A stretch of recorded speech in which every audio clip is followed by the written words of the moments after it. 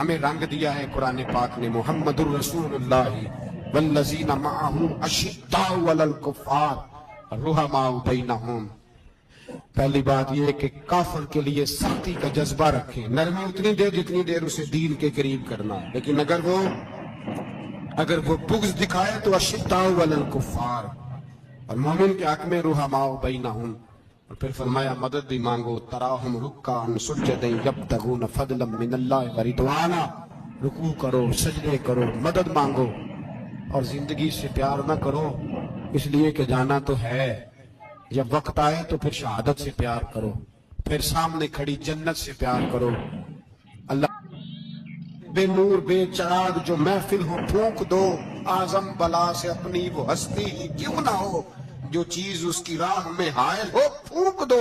حضرت کعب بن مالک رضی اللہ تعالیٰ عنہ نے ایک منٹ کے لیے بھی کافر سے سمجھوتا کرنا پسند نہ کیا، جبھی تو اللہ نے توبہ حضرت جبریل کے ذریعے نازل فرمائی۔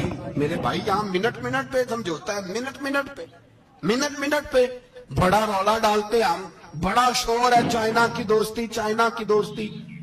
چائنا جیسے کہے برما کی حکومت ویسے کرتی ہے، اس کا رسم و رسوخ ہے ان کا۔ آپ نے کیوں نہیں ان سے کہا کہ ان کو منع کریں؟ میں چائنا کی بات نہیں چھیڑنا چاہتا، ورنہ میں اس پر بھی کچھ باتیں عرض کروں کہ وہ جو آپ کے ساتھ ان کی دوستی ہے اس کا پس منظر کیا ہے۔ یہ تو چائنا میں بسنے والوں سے پوچھو نا، یہاں مسجد بنانا بڑا مشکل ہے، یہاں نماز پڑھنا روزہ رکھنا بڑا مشکل ہے۔ کاہے کی دوستی، کس طرح کی دوستی؟ قرآن مجید نے بیان کر دیا، کافر تم سے راضی نہیں ہو سکتا حتی تتبعوا ملتہم، جب تک تم ان کے دین کی پیروی نہ کرو۔ اتنی دیر کافر راضی ہو سکتا تو مسلمان کیسے راضی ہو جاتا ہے؟ بھائی میرے مصطفیٰ کریم سید عالم صلی اللہ علیہ وسلم کی امت کے جو اجزاء ترکیبی جو بنائے امت قرآن نے بیان فرمائے، ان میں پہلا یہ ہے کہ اشداء علی الکفار، مسلمان کافر پر سخت ہوتا ہے، اور دوسرے نمبر پہ فرمایا رحماء بینہم، آپس میں رحم دے۔ آپس میں اقبال نے اس آیت کی تفسیر کی تو دو مصروں کے اندر شعر میں مضمون ہی پرو کے رکھ دیا، کہنے لگے ہو ہلکا یاراں تو بریشم کی طرح نرم۔ کس طرح؟ ریشم کی، ہو ہلکا یاراں تو بریشم کی طرح نرم، رزم حق و باطل ہو تو فولاد ہے مومن، رزم حق و باطل ہو تو پھر فولاد بن کے نکلے، پھر منت سماجت نہ کرے اقوام متحدہ آئے تو فلاں آئے تو فلاں آئے، فولاد ہے مومن۔ ایک وہ منظر تھا حضرت عمر نے جب اپنے سگے ماموں کو لتاڑا، جناب ابو عبیدہ بن جراح نے باپ کو قتل کیا، مصعب بن عمیر نے بھائی کو قتل کیا، ایک وہ منظر تھا۔ ایک وہ منظر تھا جب مسلمان مکے سے مدینے آئے، مدینہ طیبہ پہنچے تو مصطفیٰ کریم نے فرمایا یہ تمہارے بھائی ہیں، بس بات ختم ہو گئی، یہ تمہارے، اتنی سی بات ہے، یہ تمہارے، اس سے زیادہ نہیں، کوئی لمبا خطبہ نہیں نبی پاک نے دیا، فرمایا یہ تمہارے اپنے بھائیوں کی مدد کرو۔ حد ہو گئی مدد کرنے کی، بھائی کا بازو پکڑا گھر لے گئے، کہنے لگے یہ 15 کلے میرے ہیں، 6 جو تمہیں پسند آتے ہیں رکھ لو، تمہارے ہو گئے۔ گھر کا سامان بستر رضائیاں تک نکال کے دروازے کے اندر رکھے، بھائی سے کہا یار جو تجھے اچھا لگتا رکھ لے، آدھا تیرا آدھا میرا۔ یہاں تک ایک وہ موقع جب اشداء علی الکفار، ایک یہ موقع رحماء بینہم۔ صحابہ کرام علیہم رضوان میں سے کسی کے پاس 2 باغ تھے، ایک میں کھجوریں زیادہ پکی ایک میں کم پکی، جب وہ اپنے بھائی کو دینے لگا تو اس نے کہا تجھے رسول اللہ نے میرا بھائی بنایا ہے، تجھے وہ والا باغ دوں گا جس کی کھجوریں زیادہ پکی ہوئی ہیں، وہ والا باغ دوں گا کھجوریں زیادہ پکی ہوئی۔ اور یار تاریخ عالم نے یہ نظارہ نہیں دیکھا کہ وہاں سے ایک شخص آیا غریب ہے رشتہ نہیں ملتا، یہاں ایک شخص نے کیا کیا، اس کو اپنے خاندان سے اپنے گھر سے رشتہ بھی دیا، کہا بھائی ہے اس کو یہاں بسانا ہے، رکھنا ہے، لانا ہے۔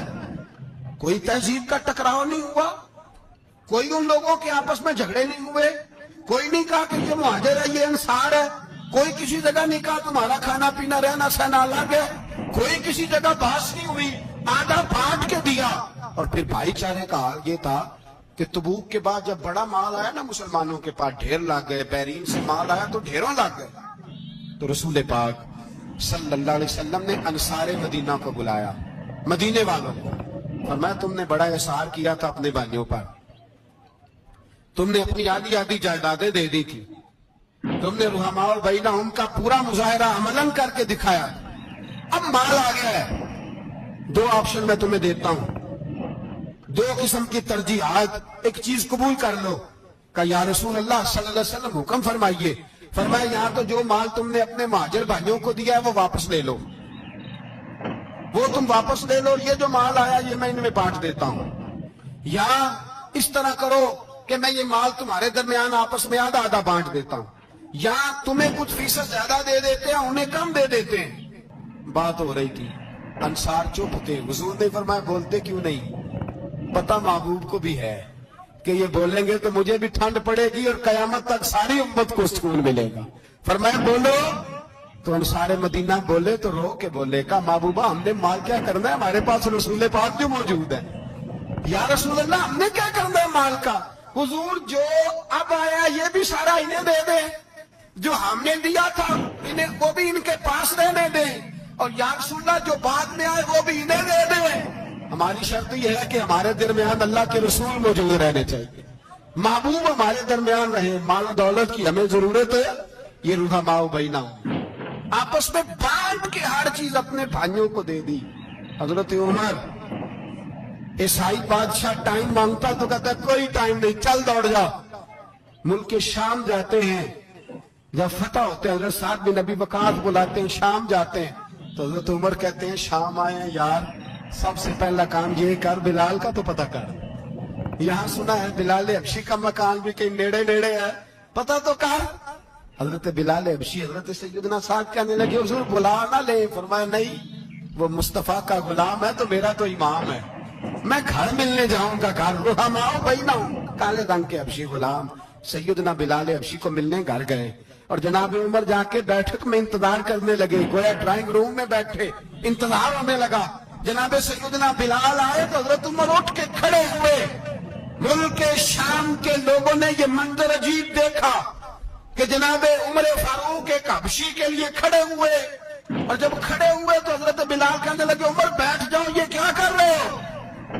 حضرت سیدنا عمر رو پڑے، کہنے لگے بلال تو حبشی پہلے تھا، جب سے رسول اللہ کا غلام بنا ہے ساری امت کا امام بن گیا، ساری امت کا تو امام بن گیا ہے جب سے تو نبی پاک صلی اللہ تعالی علیہ وسلم کا غلام بن۔ بھائی یاد رکھے جب اشداء علی الکفار کی بات تھی تو اپنے سگے قتل ہو گئے، اور جب رحماء بینہم کی بات تھی تو پھر یہ نہیں دیکھا یہ حبشی ہے، توجہ ہے میری بات پر، یاد رہے نا آپ لوگ، ادھر دیکھیں، پھر یہ نہیں دیکھا کہ یہ حبشی ہے، یہ رومی ہے، یہ کون ہے، پھر یہ دیکھا کہ یہ رسول اللہ کا غلام ہے صلی اللہ ہو۔ ہمارے ہاں تو نفرتیں پھیل گئی ہیں، وہ بس کرو جی بنگالیوں سے جان چھڑاؤ، وہ بس کرو جی فلانے سے، وہ بس کر یار، رہن سہن اپنا اپنا ہوتا ہے، لیکن مسلمان جس طرح کا بھی ہو اس کے ساتھ نفرت کرنے کی اجازت نہیں ہے۔ پہلی بات اشداء علی الکفار، دوسری بات رحماء بھائی، اب تیسری بات ہے تراہم رکعا سجدا یبتغون فضلا من اللہ ورضوانا۔ میں نے شروع میں بات کی تھی نا کہ اگر خانہ کعبہ میں 40-50 لاکھ حاجی مل کے دعائی مانگ لیتا، دعائی مانگ لیتا مل کے تو کمال ہو جاتا۔ حضرت ابوبکر صدیق رضی اللہ تعالیٰ عنہ سے کسی نے پوچھا تھا بدر میں فتح کیسے ہوگی؟ اب بھی مسلمان کہتے ہیں نہیں جی کیسے لڑیں گے جی، ہمیں اپنا بڑا مسئلہ ہے۔ یہ کمزور لوگوں کی باتیں، کمزور جو خدا والے ہوتے ہیں ان کی یہ سوچ نہیں ہوتی، یہ آرزو کرم اور میں آپ سے کروں، یہ بھیک اس کو جیتیے جس کا خدا نہ ہو۔ یہ کمزور لوگ ہیں جو کہتے ہیں نہیں کیسے ہوگا، کس طرح ہوگا، جن کو پتا ہو کہ ہماری غیبی طاقت ہے، ہماری۔ حضرت ابوبکر صدیق رضی اللہ تعالیٰ پوچھا جناب بدر میں کیسے جیت گئے؟ تلواریں زیادہ تھی، نیزے زیادہ تھے، یا آپ کو جاسوسی زیادہ تھی، پتہ زیادہ تھا کہ یوں قابو آئیں گے کافر؟ تو ابوبکر صدیق فرمانے لگے نہ نیزوں سے جیتے نہ تلواروں سے جیتے، ہم جو بدر میں جیتے ہیں تو مصطفیٰ کی نمازوں سے جیتے ہیں، ہمیں جو بدر میں کامیابی ملی تو رسول اللہ کی دعاؤں کی برکت سے ملی۔ فرمانے لگے کافر ساری رات شرابیں پیتے رہے، ساری رات وہ ناچ گانے میں مصروف رہے، اور میں حضور کے خیمے میں موجود تھا، نبی پاک ساری رات نماز پڑھتے رہے، ساری رات حضور نماز پڑھتے رہے، ساری رات اللہ سے دعا کرتے رہے۔ فرمایا صبح جو کامیابی ملی تو یہ مصطفیٰ کی نمازوں کی برکت سے ملی۔ ایک بزرگ کی میں بات سن رہا تھا، وہ کہہ رہے تھے اب نمازیں عبادتیں ریاضتیں بعد میں کرنا، پہلے جہاد کرو۔ کہہ رہے تھے اب نکل کر خانقاہوں سے ادا کا رسم شبیری، عبادتیں ریاضتیں تلاوتیں درود بعد میں ہوگا، پہلے جہاد۔ تو میں نے کہا صاحب عبادتیں تلاوتیں درود ہو کہاں رہا، پہلے وہ جگہ تو بتائیں۔ خانقاہوں پہ تو عرس ہو رہا ہے، سال کے بعد ڈھول لگ رہا ہے۔ وہ جو زمانہ تھا نا کہ خانقاہ شریف پہ شام تک قرآن مجید ختم ہوگا، فجر کے بعد 50,000 درود پڑھا جائے گا، وہاں لوگ آئے ہیں تو وہاں ذکر کرتے کرتے لوگ اس قدر مست ہوئے کہ انہیں ہوش ہی نہیں کہا کہ کہاں گئے، وہ تو دور ختم ہو گیا۔ اب کہاں ہے خانقاہ میں؟ اب تو نظر نیاز رہ گئی، ختم شریف رہ گیا، عرس پاک رہ گیا، باقی تو معاملہ ختم ہے۔ وہ کہاں گیا معاملہ سارا؟ بھائی دعائیں التجائیں شہاب الدین غوری سے پوچھا جناب فتح کیسے ہوئی؟ کہنے لگے خواجہ معین الدین اجمیری کی دعاؤں کی برکت سے۔ فرماتے ہیں بابا دعا مانگتا تھا، ہم جہاد کرتے تھے، اللہ کامیابی دے دیتا تھا۔ بھائی وہ عبادت، وہ ریاضت، وہ مسلمان جو رات کو اپنے رب کو منا لیا کرتا تھا، وہ اپنی عبادت کے زور پر اللہ تبارک و تعالیٰ کی بارگاہ میں آہوزاری، حضور نے فرمایا الدعاء صلاح المومن، دعا مومن کا ہتھیار ہے۔ دعا مومن کا، بول کے بتانا ہے، دعا مومن کا۔ فرمایا مومن یہ ہتھیار چلا سکتا ہے، یہ ہتھیار کافر کے پاس موجود ہے۔ حضرت زید بن حارثہ رضی اللہ تعالیٰ عنہ کو نہ پکڑ کے کچھ کافر ان کو پکڑ کے لے گئے تو ایک درخت کے ساتھ باندھ لیا، کہنے لگے تمہیں قتل کریں گے، حضور کے صحابی ہیں رضی اللہ تعالیٰ۔ جب کافر آپ کو قتل کرنے لگا نا تو انہوں نے درخت کے ساتھ اچھی طریقے سے ٹانگیں باندھ لی، ہاتھ باندھ لیے، گردن باندھ لی، کہنے لگا بلا اپنے رب کو۔ حضرت زید رضی اللہ تعالیٰ عنہ فرمانے لگے میں تو شہید ہونے کو تیار تھا، لیکن تو نے آزمانے کا پروگرام بنایا تو ٹھیک ہے، میں پھر بلانے لگا ہوں اپنے رب کی مدد کو۔ اے اللہ مدد فرما۔ اس نے اتنی دیر میں تلوار نیام سے نکال لی، اے اللہ مدد فرما۔ اس نے جب تک دونوں ہاتھوں میں تلوار سونپ لی، اے اللہ مدد فرما۔ جب تیسری بار آپ نے یہ کہا تو اس نے تلوار اٹھائی، کہا اللہ مدد فرما۔ حضرت زید رضی اللہ تعالیٰ عنہ کہتے ہیں جب چوتھی بار میری زبان سے لفظ نکلے، کافر کے ہاتھ میں تلوار تھی پر گردن بھی اس کی کٹ کے نیچے گر گئی، کہ گردن کٹ کے اسی وقت نیچے گری۔ مجھے کسی نے کھولا، نہ مارنے والا نظر آیا، نہ گردن کاٹنے والا نظر آیا، نہ مجھے کھولنے والا۔ تو میں نے کہا آنے والے تو بتا تو سوئی تو کون ہے؟ تو کہنے لگے میں جبریل امین ہوں، میں جبریل امین ہوں، میں جبریل، مجھے دشمنوں نہ چھیڑو، میرا ہے کوئی جہاں میں، مجھے دشمنوں نہ چھیڑو، میرا ہے کوئی جہاں میں ابھی پکار لوں گا، نہیں دور ہے مدینہ۔ کہا جب تو نے، حضرت جبریل کہنے لگے جب تو نے پہلی دفعہ کہا اللہ مدد فرما تو میں سدرۃ المنتہا پہ تھا، مجھے حکم ہوا جبریل دیر نہ کرنا۔ فرماتے ہیں جب دوسری دفعہ تو نے کہا اللہ مدد فرما تو میں 7ویں آسمان پہ تھا، اور جب تیسری دفعہ کہا مدد فرما تو میں پہلے آسمان پہ تھا، اور فرمایا جب تو نے کہا چوتھی دفعہ اللہ مدد فرما تو میں تیرے سرانے کھڑا تھا، میں تیرے سرانے۔ تو بھائی اب تو اجتماعی دعا بھی نہیں رہی ہماری، اب تو یہ والا سوتا بھی۔ اکبر الآبادی نے کہا تھا مصیبت میں بھی اب یاد خدا ہم کو نہیں آتی، دعا منہ سے نہ نکلی، جیبوں سے عرضیاں نکلی۔ اب بھی ہم کہتے ہیں کریں گے بات، سفیر کو بلائیں گے، ہم نے کہا ہے اس کو، تو مان دے گا وہ آپ کی بات؟ وہ بچے کاٹ رہا ہے تو اس کو گھر بلا رہا ہے۔ ابھی تک ایک اتنا سا سٹینڈ کہ ان کا جو دفتر ہے سفارت خانہ وہ بند کر دیا جائے، اتنی بھی توفیق نہیں ہوئی۔ کہتے ہیں ٹھیک ہے شور شروع ہو رہا ہے بس چپ کر دیں گے سارے۔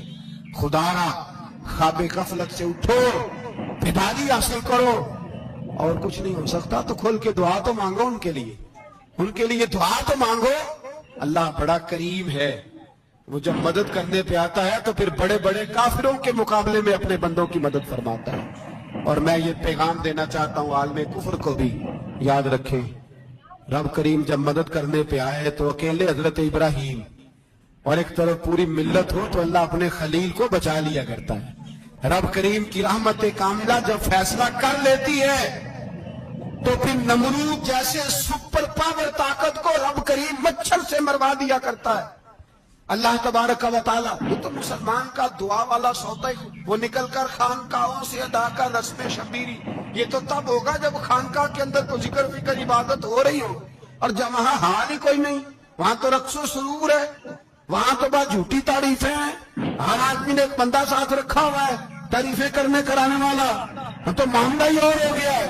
میرے بھائی، عبادت کی لذت حضرت سیدنا عمر فاروق، سب بولیے رضی اللہ تعالی، حضرت عمر فاروق رضی اللہ تعالیٰ عنہ کا مبارک زمانہ ہے۔ حضرت عمر نے فوج بھیجی ایران کے حکمران کے ساتھ جہاد کرنے۔ ایران کے بادشاہ نے 2 عیسائی جاسوس بھیجے، کہنے لگا ذرا پتہ تو کرو مسلمانوں کا رات کا طریقہ کیا ہے، میں صف بندی کراتا ہوں۔ وہ ساری رات صف بندی کراتا رہا، 2 جاسوس آئے مسلمانوں کی معلومات کرنے، معلومات کر کے جب واپس گئے تو حضرت عمر فاروق رضی اللہ تعالیٰ عنہ کے سپاہیوں کو دیکھا، غور سے پلٹے تو بادشاہ کہنے لگا کیا حال دیکھ کے آئے ہو؟ کہنے لگا سارے مسلح پہ بیٹھے ہوئے ہیں، جتنے گھنٹے ہم وہاں رہے ہیں مجاہدین مسلح پہ رہے، یوں لگتا ہے جیسے ان کا دنیا داری سے کوئی تعلق ہے۔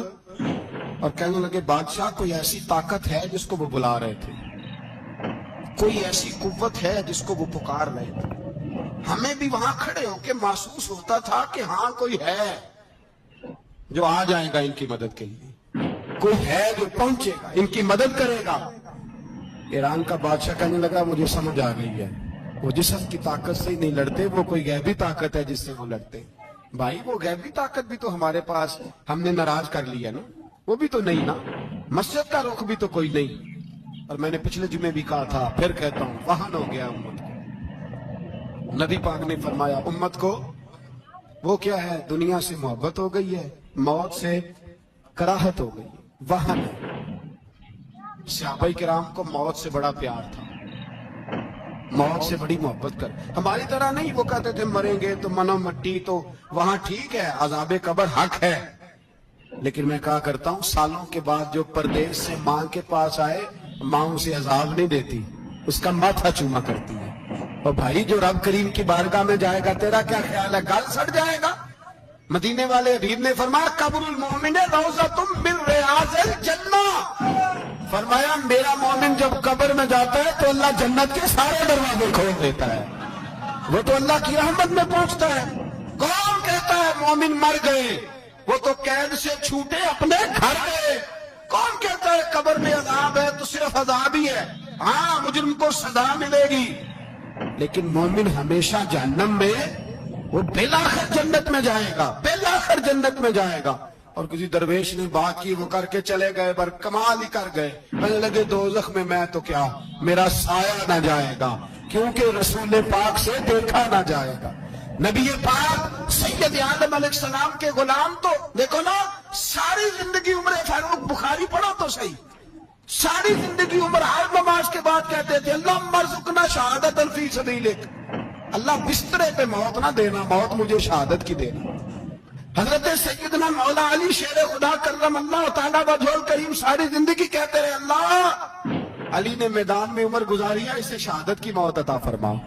وہ بھائی یہ تو شہادتیں ماننے والے۔ حضرت امام حسین میدان کربلا میں کھڑے تھے، شمر کہنے لگا حسین تیری چاروں جانب موت ہے، تو آپ فرمانے لگے تجھے ابھی ہمارا پتہ ہی نہیں، موت سے تو ہمارا پیار چلتا ہے، اور فرمایا یہ شہادت تو ہمارا پیچھا کرتی ہے، پہنچ جاتی ہے جہاں ہم ہوتے ہیں، موت سے ڈرا رہا ہے۔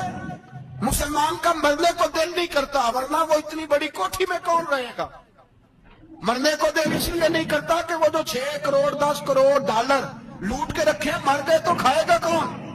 وہ فقیر فاقہ مست تھے، ان کا گھر ہی کوئی نہیں تھا، ان کے بینک بیلنس ہی کوئی نہیں تھے، وہ کہتے تھے گھر ہمارا ہے وہ جو ہمارے رب نے تیار کیا ہوا ہے، ہمارا بینک بیلنس ہے وہ جو ہمیں جنت میں جا کے ملے گا۔ ان کا تو یہ کھاتا ہی کوئی نہیں تھا، اس لیے وہ شہادت کی۔ حضرت عمر بن جموع رضی اللہ تعالیٰ عنہ میدان احد میں 4 بیٹے لے کے آئے۔ کتنے بیٹے؟ بول کے بتائے۔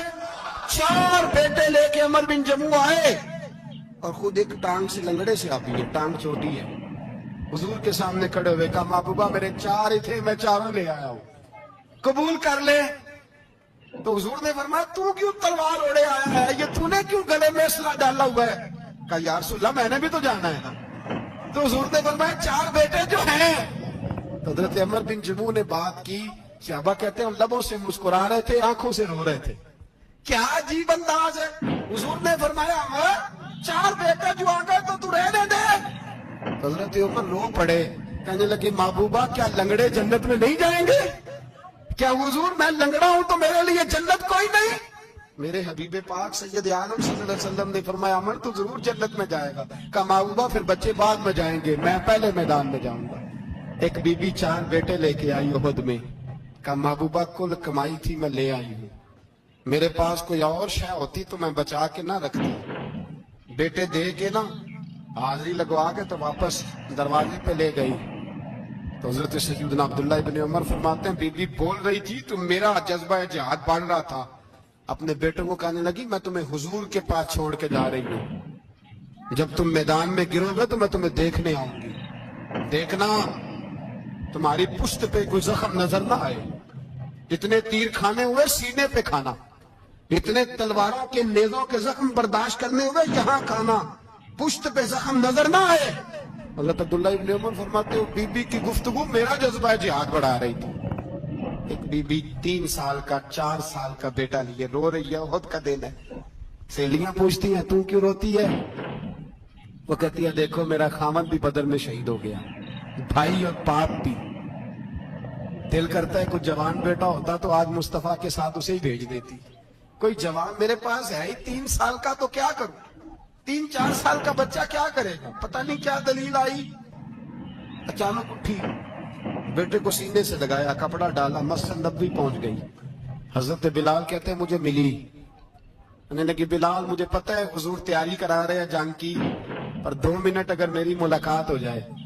بلال حبشی کہنے لگے حضور ہم ایک بی بی ضد کر رہی ہے. حضور باہر آئے, کہنے لگی حضور میں فلاں کی بیٹی, فلاں کی بہن, فلاں کی بیوہ ہوں, میں نے بدر میں 3 شہید دیے ہیں, اب میرے پاس یہ 3 سال کا لال ہی بچا ہے, بڑا فخر ہے میرا. لوگ مجھے شہید کی بیوہ, شہید کی بیٹی, شہید کی بہن کرتے. دل کرتا ہے شہید کی اماں بھی کہیں جاؤں تو میرا بیٹا لے لے. سیدنا بلال کہتے ہیں حضور مسکرائے, کہنے لگے یہ 3 سال کا نونہال کیا کرے گا؟ کہتے ہیں اماں کا عجیب جذبہ ہے. کہنے لگی محبوبہ سنا ہے اسلحہ بھی تھوڑا ہی ہے, ڈھالیں زیادہ کوئی نہیں, میرا بیٹا ساتھ رکھ لیں, جب آپ کی طرف کوئی تیر آیا نا تو میرا بیٹا ڈھال کے اس کو ڈھال بنا کے آگے کر دینا. محبوبہ ڈھال تو بانی سکتا ہے نا. حضرت بلال فرماتے ہیں مصطفیٰ کریم نے فرمایا جا میں نے قبول کیا, قیامت کے دن بیٹا گھر لے جا, جب تیرا نام پکارا جائے گا تو شہید کی اماں کہہ کے پکارا جائے گا, جا تو گھر لے جا. کہتے ہیں چلتے چلتے ایک غریبنی اور آ گئی, اتنی سی ہٹی بان کی, اتنی سی. بلال حضور سے ملاقات ہو جائے گی. نبی پاک آ گئے, کہا محبوبہ یہ غلبہ اسلام میں میرا بھی حصہ ڈال لے. حضور نے فرمایا یہ کیا ہے؟ کہنے لگے حضور خامد فوت ہو گیا, اولاد اللہ نے بے نیازی سے دی نہیں, سویرے چرخہ کاٹ کے رزق حلال کھاتی ہوں, میرے پاس نا یہ اتنا سا بان ہے, ایک گھوڑے کی لگام بن جائے گی. محبوبہ حصہ تو ڈال جائے گا نا دین کے لیے, میری قبولیت ہو جائے گی. میرے حبیب نے ہاتھ اٹھائے اور دعا مانگی, کہے اللہ جتنا تو میدان کے مجاہدوں کو اجر عطا فرمائے اتنا اس غریبنی کو بھی عطا فرمائے, اتنا اسے بھی دینا. بھائی یہ جذبے تھے, یہ رنگ تھا امت مسلمہ کا, اس لیے کافر گھر میں بیٹھ کے کانپا کرتا تھا.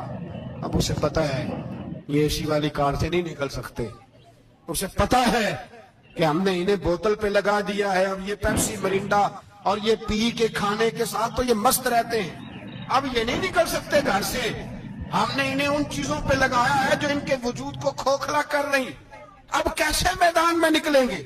وہ اس لیے نہیں ڈرتا کہ وہ تیری آسائشوں, تیری زندگی میں آنے والی سہولتوں سے آشنا ہے. موت بستر پہ بھی آ جاتی ہے, لیکن جس کو میدان میں آتی ہے وہ ساری زندگی زندہ رہتا ہے, وہ ساری زندگی زندہ رہتا ہے.